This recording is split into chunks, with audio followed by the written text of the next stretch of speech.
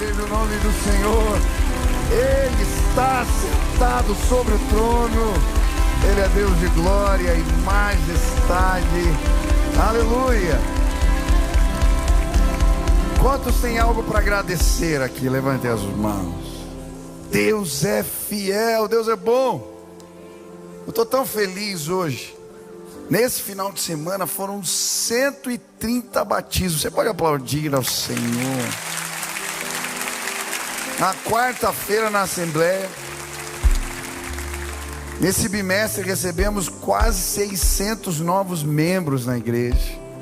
Vocês viram os vídeos ali em Campo Largo, o terreno que a gente está construindo a igreja, tem 11 mil metros quadrados, é quase do tamanho desse terreno aqui. Aqui tem 13 mil.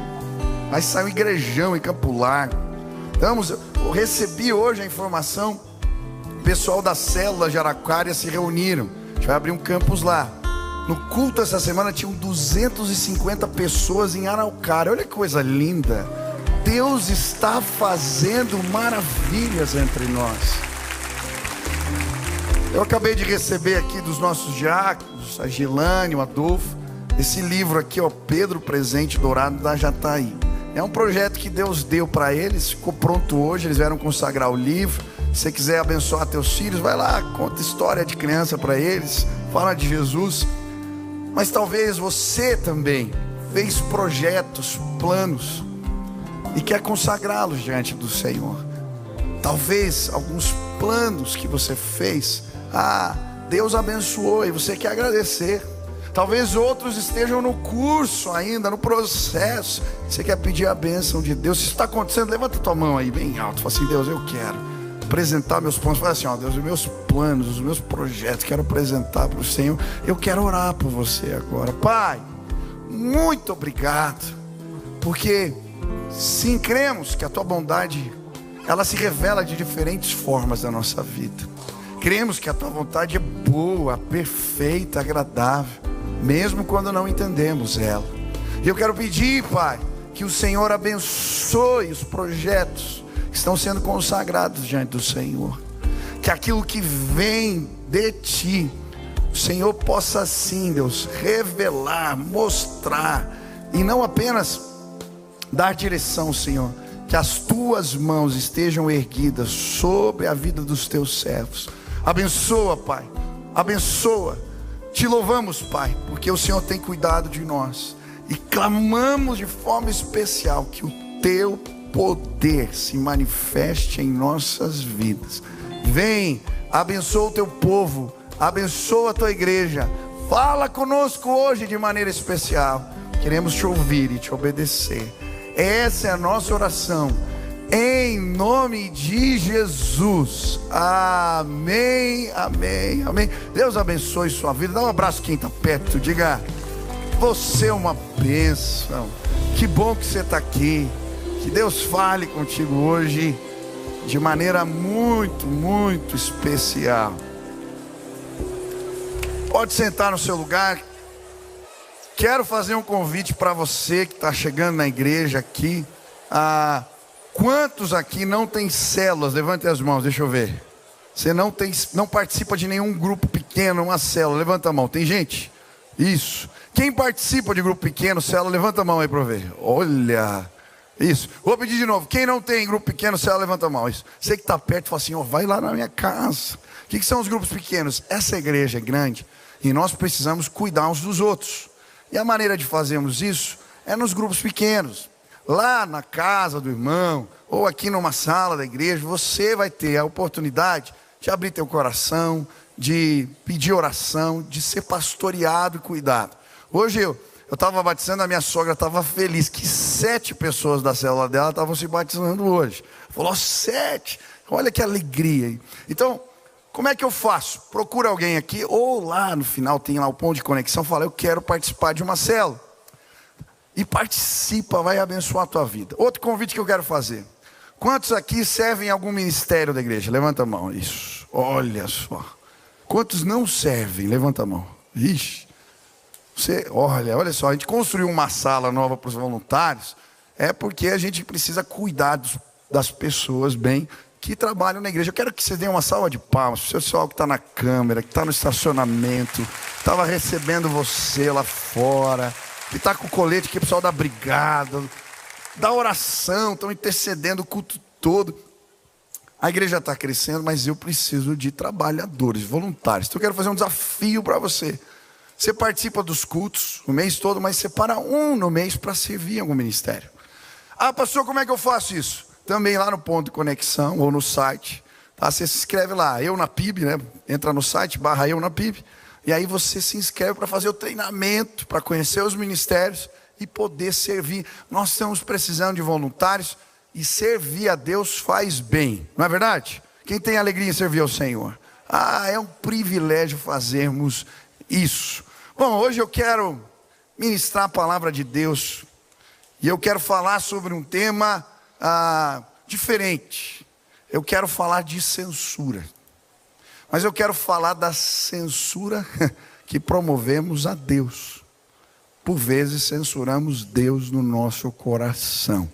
Eu queria te convidar a abrir a Bíblia em Isaías capítulo 51, versículo 1 a 8.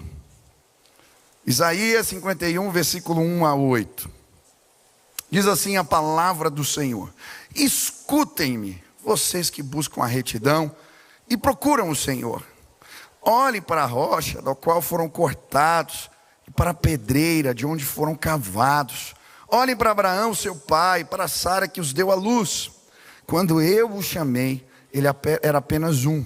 E eu o abençoei e o tornei muitos. Com certeza o Senhor consolará Sião e olhará com compaixão para todas as ruínas dela. Ele tornará seus desertos como Éden, seus ermos como o jardim do Senhor. Alegria e contentamento serão achados nela, ações de graça e som de canções. Escute-me, povo meu, ouça-me, nação minha, a lei sairá de mim. Minha justiça se tornará uma luz para as nações. Minha retidão logo virá, minha salvação está a caminho, meu braço trará justiça às nações. As ilhas esperarão em mim, aguardarão esperançosamente pelo meu braço. Ergam os olhos para os céus, olhem para baixo para a terra. Os céus desaparecerão como fumaça, e a terra se gastará como uma roupa, e seus habitantes morrerão como as moscas. Mas a minha salvação durará para sempre, a minha retidão jamais falhará.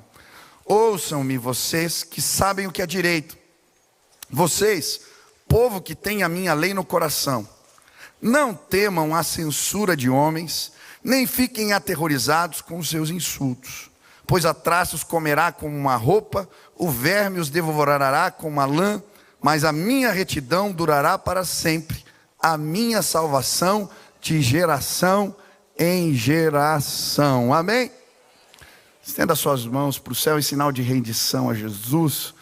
Repete essa declaração de fé comigo. Diga assim: Senhor Jesus, eu marquei um encontro contigo esta manhã. Senhor Jesus, eu abro meu coração para receber tudo aquilo que o Senhor tem para a minha vida. Fala comigo agora, em nome de Jesus. Amém. Muito se tem falado nos últimos dias sobre censura no Brasil. Algumas decisões polêmicas do STF foram compreendidas por muitas autoridades, até mesmo por parte da imprensa, como uma afronta à liberdade de expressão. Outra situação que ampliou o debate nesse sentido foi o projeto de lei que tramitou na Câmara sobre a regulamentação das plataformas digitais. Como se daria essa regulação? Quem seria um órgão regulador?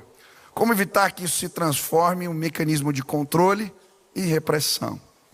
E essa semana, vendo as notícias, eu fui orar, fazer minha devocional. E quando eu estava orando, Deus falou comigo através dessa palavra.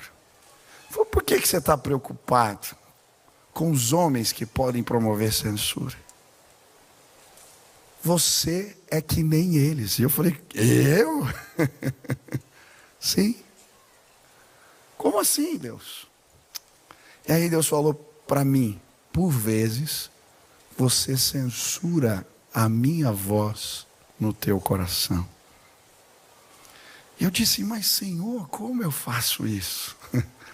E é muito interessante porque esse texto da palavra de Deus vai nos falar que o povo de Israel estava censurando Deus.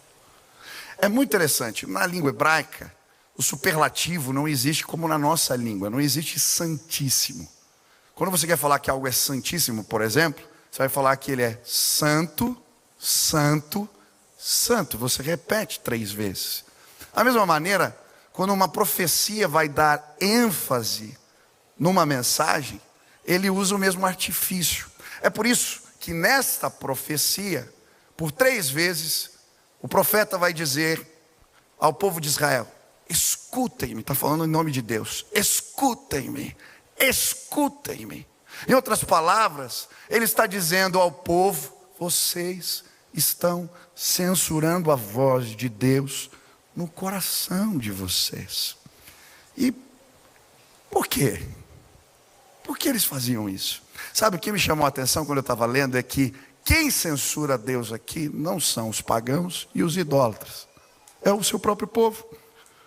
Olha Isaías 51:1. Escutem-me vocês que procuram a justiça. Isaías 51:4. Escutem-me, meu povo. Isaías 51:7.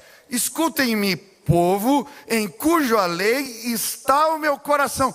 Quem não estava ouvindo Deus? O seu povo. Mas por que eles estavam fazendo isso? É muito interessante. O livro de Isaías, ele foi construído em 3 sessões. A primeira sessão vai do capítulo 1 ao 39 e fala do juízo de Deus. A segunda sessão vai do capítulo 40 ao 55 e fala do consolo de Deus. E a última sessão vai do capítulo 56 ao 66 e fala da salvação futura, da nova criação. Mas é interessante porque o pensamento semítico ele é diferente do nosso. Quando a gente vai construir uma narrativa, a gente constrói uma narrativa com começo, meio e fim, não é assim? Você aprendeu na escola? Quem foi na escola aprendeu assim, escreve o texto desse jeito. Mas não era assim que eles construíam os textos naquela época, no contexto hebraico, semítico. Aqui existe na mensagem de Isaías o que eles chamam de um quiasma. O que é isso? Existe um paralelo. Ele fala uma mensagem no começo e repete no final a mesma coisa. E aquilo vai descendo até chegar no mesmo, meio. Quiasma é cruzamento. No meio está a principal mensagem.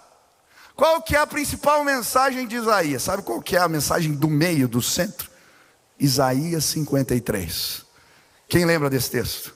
E ele tomou sobre si as nossas dores e as nossas enfermidades, e nós o reputávamos por aflito, ferido de Deus e oprimido, mas ele foi passado por causa das nossas iniquidades. O castigo que nos traz a paz estava sobre ele, sobre as suas pisaduras fomos sarados. Olha que tremendo. Isso é tão forte que, não sei se você sabia, em alguns contextos judaicos, esse texto ele foi censurado, porque ele apontava de forma declarada para Jesus. Olha que interessante. Nós estamos no capítulo 51, na seção do livro de Isaías que fala do consolo de Deus.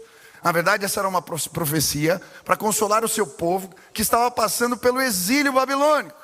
E por que eles não ouviam Deus, se a mensagem era de consolo e paz? Sabe por quê? Porque no meio das adversidades, das dores que a injustiça promove, muitas vezes temos dificuldade de ouvir Deus. E eu não sei como é que está a sua vida, eu não sei o que você tem vivido, mas talvez, no meio das adversidades e das injustiças, você também esteja censurando Deus no seu coração. Quantos querem ouvir Deus aqui? Levante as mãos. Quantos querem tudo que Ele tem para a sua vida?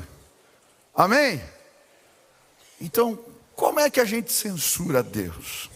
O primeiro tipo de censura é quando lutamos contra o instrumento do juízo de Deus, ao invés de aprender a lição. O versículo 7 diz: ouçam-me vocês que sabem o que é direito, vocês povo que tem a minha lei no coração, não temam a censura dos homens, nem fiquem aterrorizados com os seus insultos, pois a traços comerá. E ele continua. Sabe, tem muito crente brigando com o chinelo de Deus. Deus quer que aprendamos a lição. Olha que interessante, a Babilônia não era um fim em si mesmo. A Babilônia era apenas um instrumento de Deus para tratar o pecado do seu povo.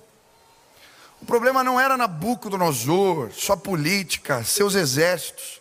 Deus estava julgando os pecados da nação de Israel, e eles precisavam se arrepender. O que havia levado eles para o exílio era a idolatria, as injustiças sociais e a corrupção dos seus líderes. Essa é a crise que Abacuque entra. Quem já leu o livro de Abacuque aqui? Levanta a mão. Já leu o livro de Abacuque? É muito interessante, esse livro também é chamado livro das queixas. Por quê? Abacuque, ele está indignado com as injustiças que aconteciam no seu país. E ele começa a orar: Deus, faz justiça. Deus, faz justiça. Aí Deus responde para ele: eu já fiz. Eu levantei um povo do norte, os babilônios, e eles vão trazer a minha justiça sobre a terra de Israel. E aí sabe o que ele faz? Ele fica indignado, ele fala: Deus, como assim? E ele ora de novo: Deus, o Senhor está levantando um povo mais corrupto que o nosso para fazer justiça, isso não faz sentido. E Deus fala: você não entende os meus desígnios, mas fica tranquilo, porque eu também já providenciei o que eles merecem. E aí ele fala assim para Abacuque: você faz o seguinte, você escreve uma placa bem grande para quem passar, até mesmo correndo possa ler. Escreve assim: o justo viverá pela fé. Sabe, muitas vezes nós estamos brigando com o instrumento da justiça de Deus, o chinelo, mas a gente não está ouvindo o que Ele quer falar para nós. Quer ver um outro exemplo disso? É o faraó no Egito. Qual que era a mensagem de Deus para o faraó? Deixa o meu povo ir. Mas sabe o que o faraó fez? Ele começou a tentar resolver o problema das pragas, o problema das moscas, dos gafanhotos, da escuridão. Mas enquanto ele não ouvia Deus, só vinham mais pragas. Sabe, muitas vezes a gente está incomodado com o instrumento da justiça de Deus. Eu gosto da história de Jonas também. Deus manda ele ir para Nínive. Ele vai para onde? Tarsis. E aí, o que acontece? Ele está no navio e Deus manda uma tempestade. Ele fica bravo com a tempestade. Ele fala: não, a culpa é minha. Aí jogam ele no mar e o que acontece? Um grande peixe o engole. E leva ele para onde? Para o lugar que Deus queria que ele fosse. Sabe o que eu acho que a gente faz às vezes? A gente fica brigando com o grande peixe, com a baleia. Não sei se era uma baleia, era um grande peixe. Por quê? Deus usa instrumentos estranhos às vezes para fazer a sua vontade, para tratar a nossa vida. Quem gosta de cheiro de peixe, já foi comprar peixe naquelas feiras? Eu fui uma vez na África, numa que, meu Deus, até de lembrar do cheiro da feira, nossa, me dá um arrepio. Agora imagine o cheiro dentro da barriga do peixe, é uma coisa terrível. Sabe, às vezes a gente está tão incomodado com o instrumento da justiça de Deus, que a gente está brigando com a baleia, e a gente não para ouvir o que Deus quer fazer. Pastor, você sabia que Deus, Ele usa até mesmo as autoridades que a gente não entende, não gosta, para fazer cumprir sua vontade? É mesmo? É. Você já parou para pensar nas profecias que envolvem a vinda de Jesus, o Messias? Miqueias 5:2, Oséias 11:1, Isaías 11:1. Olha que interessante. A Bíblia vai dizer que César Augusto, o imperador, ele resolve fazer um censo. Aquilo não fazia o menor sentido. Ele vai gastar muita grana, vai parar o seu exército para fazer um trabalho enfadonho, e o objetivo qual era? Simplesmente mostrar que ele tinha poder, o tamanho do seu império. Mas olha que interessante, porque César Augusto resolve fazer um censo. José, que era da descendência de Davi, tem que ir para Belém junto com Maria. E Jesus nasce em Belém. O que diz Miqueias 5, versículo 2: Tu, Belém, Efrata, de ti me sairá o que há de reinar em Israel. Enquanto César Augusto achava que mandava alguma coisa, ele na verdade só estava fazendo cumprir o propósito de Deus. Olha que interessante, Herodes o Grande. Herodes o Grande, ele era um cara que tinha sede de poder. Ele era tão paranoico que ele mandou matar sua esposa Mariane, e ele mandou matar seus filhos, porque ele suspeitava de uma conspiração contra ele. Queriam tirar ele do poder. Quando ele fica sabendo que o rei dos judeus ia nascer em Belém, segundo a notícia dos magos, o que ele manda fazer? Ele ordena a matança dos inocentes. Mata as criancinhas todas para eliminar o rei. Mas olha que interessante, por causa dessa decisão de Herodes o Grande, o que acontece? José é alertado e ele vai para o Egito.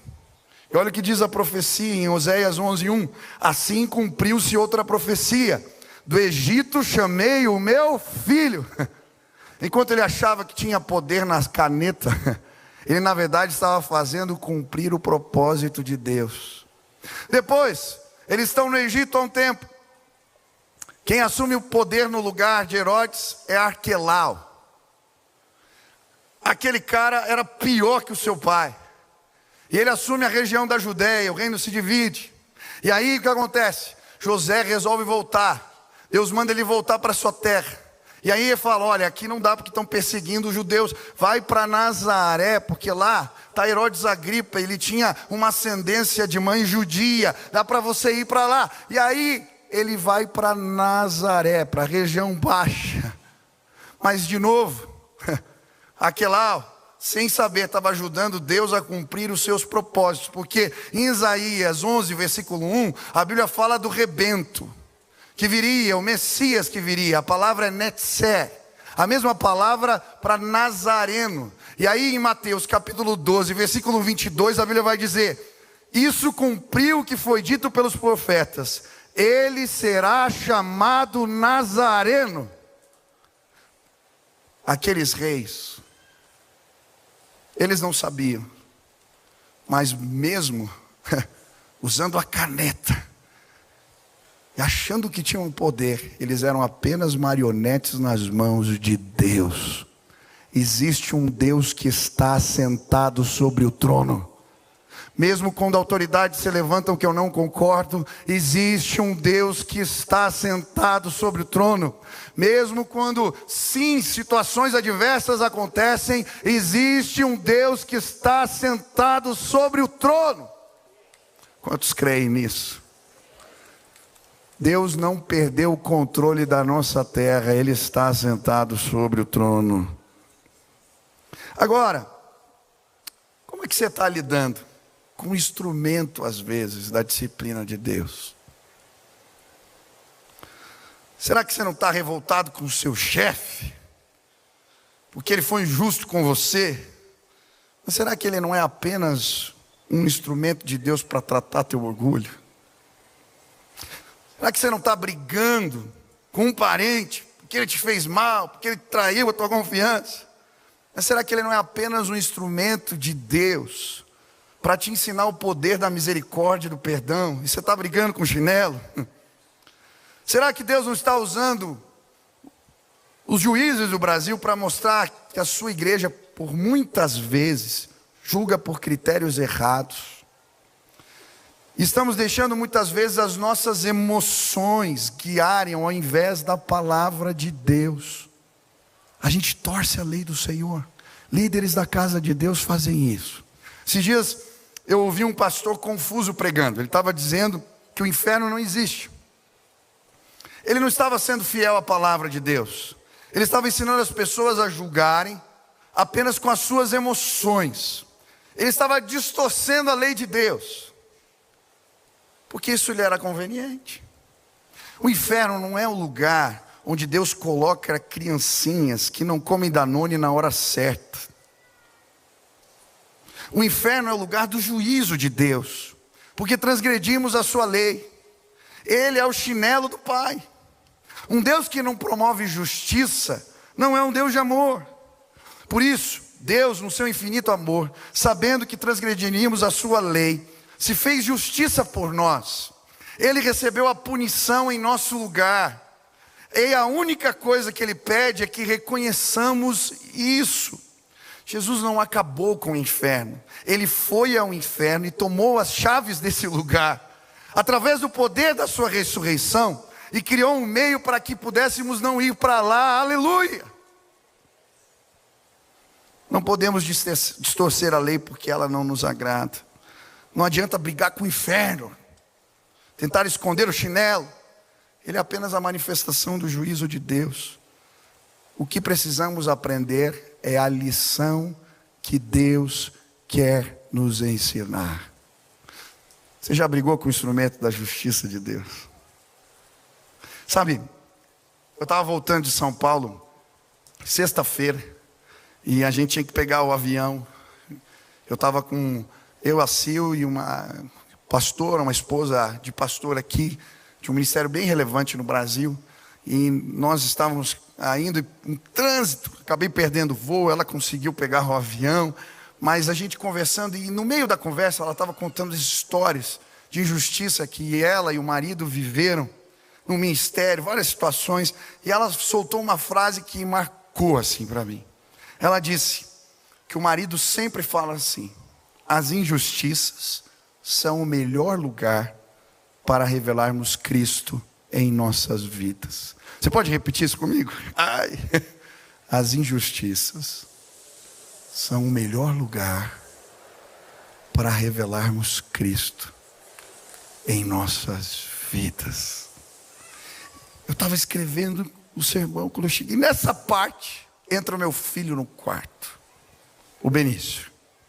Falei: que foi, Beni? Pai, eu estou bravo. Falei: o que aconteceu? Um menino lá na quadra, estava com os meus amigos jogando bola, e ele brigou com a gente, ele xingou, ele não sei o quê, ele... Aí eu fui falando. Ele entrou assim, e eu falei: o que vocês fizeram? Não, eu falei para os meus amigos: deixa, vocês ganharam. A gente e pegamos e foi embora. Falei: ah, que bom. Então vem cá, chama teus amigos aqui, a gente vai orar por esse menino. Sabe por que ele está fazendo isso? Porque ele não tem Jesus na vida dele. Se tivesse Jesus, ele não agiria assim. E aí eu falei para ele: as injustiças são uma grande oportunidade da gente mostrar Jesus para as pessoas. Aí ele chamou os amigos: vamos orar lá pelo menino que vocês estavam brigando, tá bom? Fizemos uma rodinha.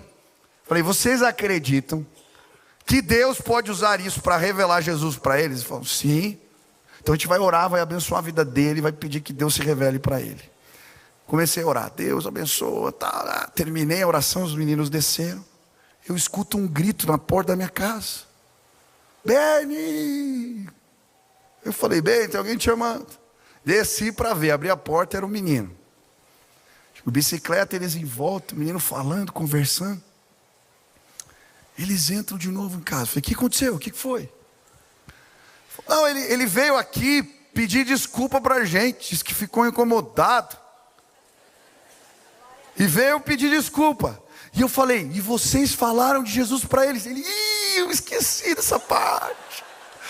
Eu falei: mas filho, vão atrás dele. Daí eles puseram tênis, saíram atrás e voltaram. A gente não achou. Falei: a gente não sabe onde ele mora. Falei: tá bom. Aí eu subi, fui fazer sermão, e o Espírito Santo falou: vai atrás do menino.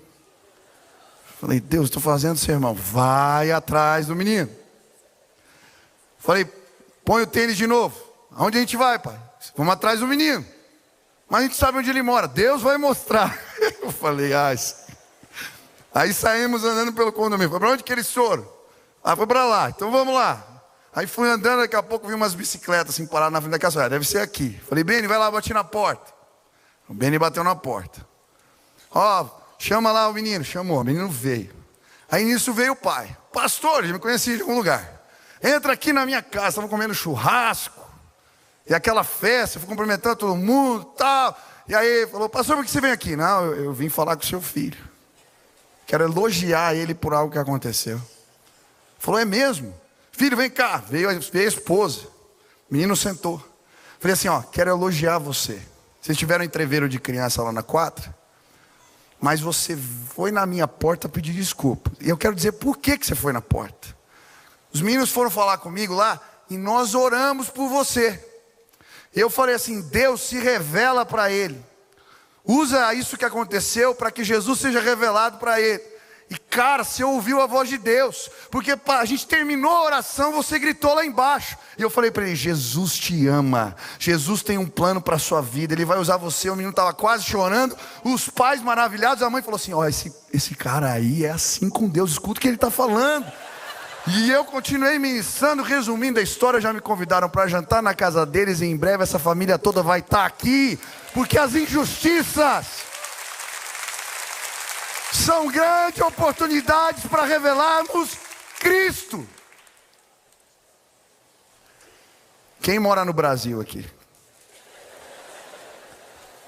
Acontece injustiça nessa terra?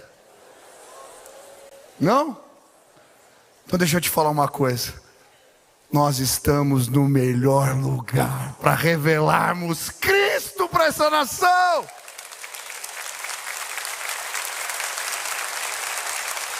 Um avivamento vai acontecer nessa terra se a igreja de Jesus aproveitar a oportunidade que as injustiças nos trazem. Que poderoso é isso! Você está sendo injustiçado no seu casamento? Que oportunidade você tem para revelar Cristo para o seu marido? Você está sendo injustiçado no seu trabalho? Que oportunidade que você tem para revelar Cristo para todos que ali trabalham? Você está sendo injustiçado, aleluia! Essa é a mensagem do Evangelho. Eu cansei de brigar com chinelo. Eu cansei de perder minha paz. Existe um Deus que está sentado sobre o trono. E eu posso enfrentar as injustiças do jeito de Jesus. Quantos querem fazer isso? Censuramos a voz de Deus quando nos rebelamos contra a vontade dEle. É muito interessante esse texto porque a Bíblia vai dizer que Deus tinha um plano para salvar muito difícil o povo de Israel entender. Como assim Deus vai usar os babilônios? E é interessante, você vai lendo o texto, que eles tentam fazer revolta de tudo que é tipo. Mas não dá certo. Eles fazem um boicote, eles fazem um monte de coisa. Só piora a situação. Mas quando eles se rendem à vontade do Pai, Deus os visita com graça e salvação. Sabe como é que Deus salva o seu povo do exílio babilônico? Ele usa um rei pagão. Ciro. O Império Babilônio cai. Ciro assume o poder. Você lê Esdras capítulo 1, versículo 1. Ele faz um decreto. O povo de Israel pode voltar para casa e reconstruir o seu templo. Sabe o que eles fizeram? Nada. Durante 70 anos Deus tratou o pecado no coração do seu povo. E aí, Deus os liberou. Sabe o que eu acredito? Se você tratar o que Deus quer que você trate na tua vida, a bênção do Senhor vai chegar sobre você. Sabe por quê? Tem coisas que não vão para frente na tua casa, no teu negócio, o que você faz. Porque tem coisas para resolver na tua vida. E aí você está reclamando da crise global. E Deus está falando, ei, deixa eu tirar o lixo que está no teu coração. Deixa eu tratar a tua vida. Se você me ouvir, eu vou te abençoar. Quantos querem ser abençoados por Deus? Nós censuramos Deus quando lutamos contra o instrumento do juízo de Deus e não aprendemos a lição. Nós censuramos Deus quando não nos submetemos à sua vontade, mas nós censuramos Deus quando a gente não passa no teste do tempo. Como assim, pastor? Você lê o começo do texto, ele fala sobre Abraão. Por que ele fala sobre Abraão? Abraão, Deus deu uma promessa para Abraão. Sai da tua terra, do meio da tua parentela, para o lugar que te mostrarei. Em ti serão benditas todas as famílias da terra. Abençoarei os que te abençoarem, amaldiçoarei os que te amaldiçoarem. E aí, Deus dá a promessa, Abraão vai para a terra. E aí vem a promessa, ele tem filhos, as coisas acontecem? Acontece nada. Tem um texto em Gênesis 15 que ele entra numa tenda e ele começa a reclamar: Deus, eu não tenho herdeiros. Cadê as suas promessas? O que aconteceu? E aí Deus fala para ele: sai da tenda. Quando ele sai da tenda e começa a contar as estrelas, Deus fala para ele assim: é isso que eu vou fazer, creia.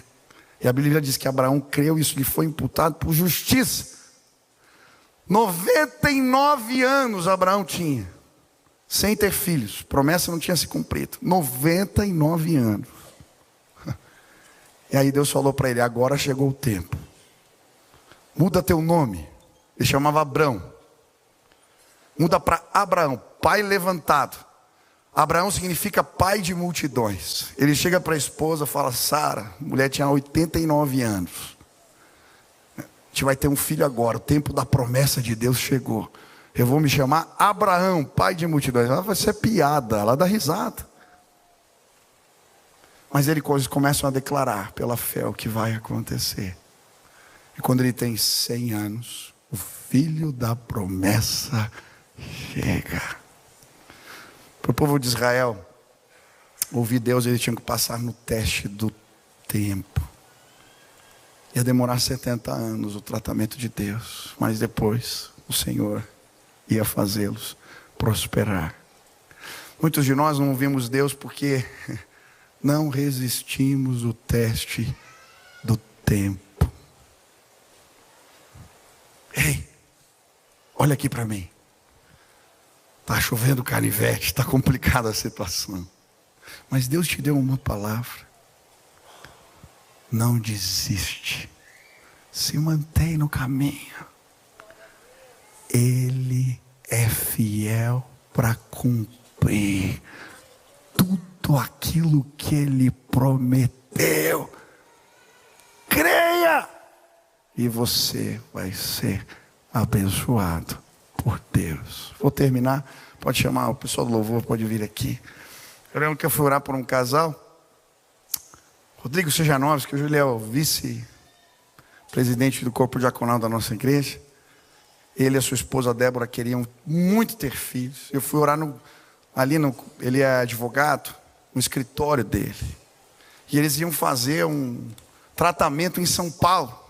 Eles pediram para orar. E eu fui orar por eles. Já estavam tentando há muitos anos ter filhos. E na hora que eu fui orar, eu senti o Espírito Santo falar assim: olha, fala para eles não desanimarem mesmo que o tratamento não dê certo. Eu falei: essa palavra é ruim de dar. A gente gosta da palavra boa, né? E aí eu orei, eu falei para ele, na oração, eu falei: Deus, mesmo que o tratamento não dê certo, nos faz lembrar das suas promessas, que eles confiem. O tratamento não deu certo. Passou um tempo, ela ganhou o neném, perdeu o neném. Eles já estavam frustrados. Mas com quase 50 anos, a promessa de Deus se cumpriu na vida dela. Eu estava no culto e apresentei aqui o Samuel, o filho da promessa. Porque se Deus falou, vai acontecer.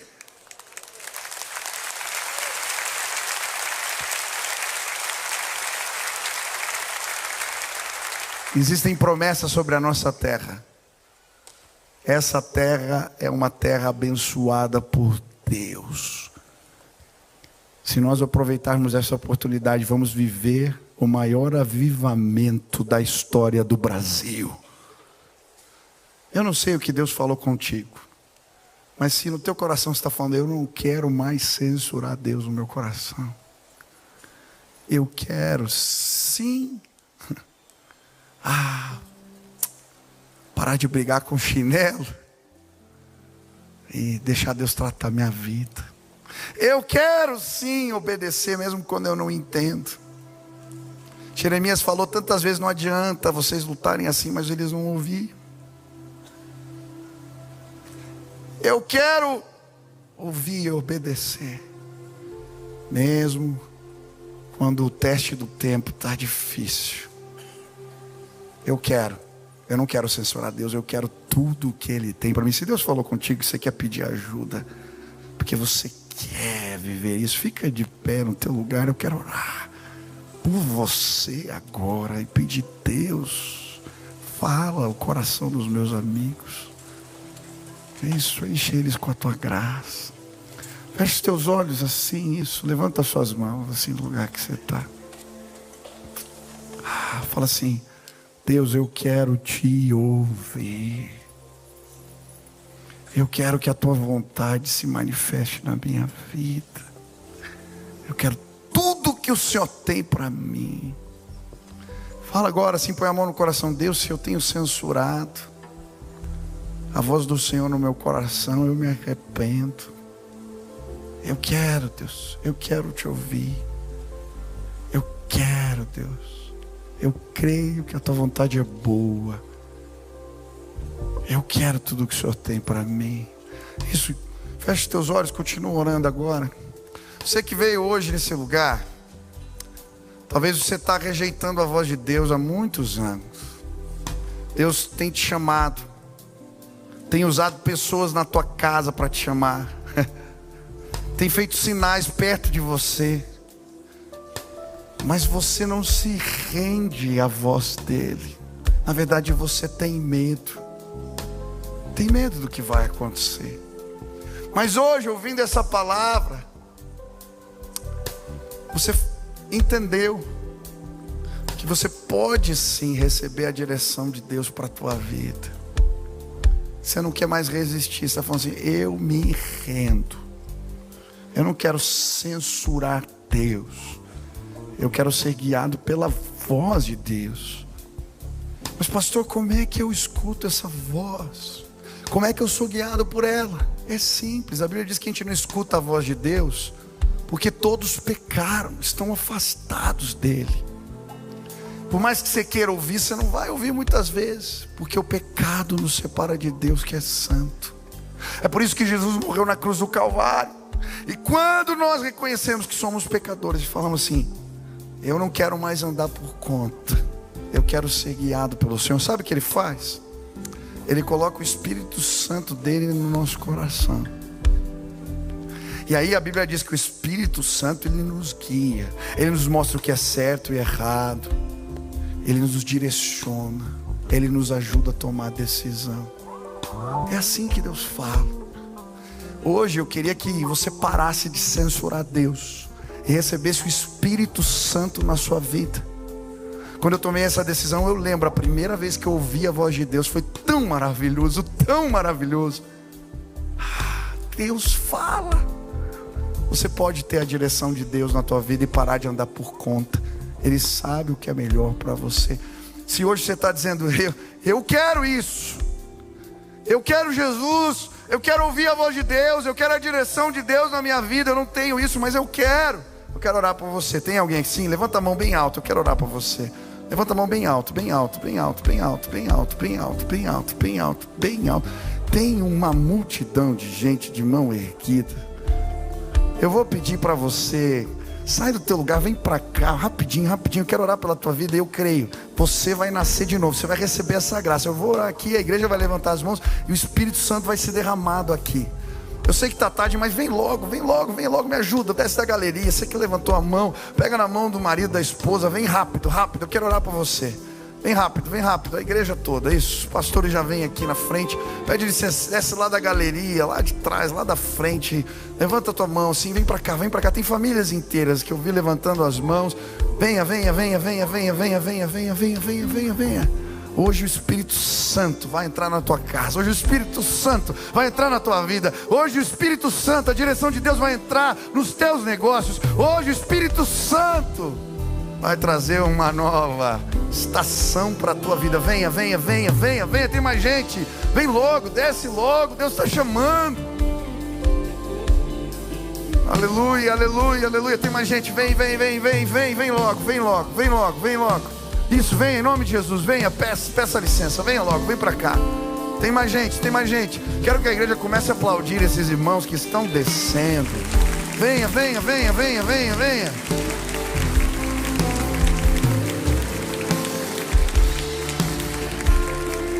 Hoje a presença de Deus vai chegar para você. Hoje a censura acabou na tua vida. Você vai ouvir o Espírito Santo te mostrando o caminho certo. Venha, tem mais gente, venha. você que precisa, você que quer, você que anseia. A voz dele é doce, agradável, a voz dele é poderosa. Ela traz bênçãos para nós. Quero que todos levantem as mãos, toda a igreja levante as mãos para cá. Eu quero que você faça essa oração comigo, tá bom? Cheio de fé. Feche seus olhos e repete assim: Senhor Jesus, hoje a censura acabou na minha vida. Eu reconheço que sou pecador e eu te peço perdão. Eu quero ouvir a tua voz, eu quero te obedecer. Eu quero que o teu Espírito Santo more em mim, que a tua presença dirija os meus passos. Eu quero andar como Jesus andou. Faz assim, Pai, em nome de Jesus. Deixa eu orar por vocês. Pai, agora derrama o teu Espírito neste lugar. Que os teus filhos sejam tomados pela tua graça, pelo teu poder, pela tua presença. Que eles recebam a direção de Deus para a vida deles. E que o Senhor seja glorificado através dos teus filhos. Fala, revela a tua grandeza, revela a tua majestade, o teu poder. Essa é a nossa oração, em nome de Jesus, amém. Olhem para trás, olha a família na fé que vocês receberam agora. Sejam bem-vindos. Deus ama muito vocês. Os pastores que estão aqui vão entregar um convite para vocês tomarem café com a gente.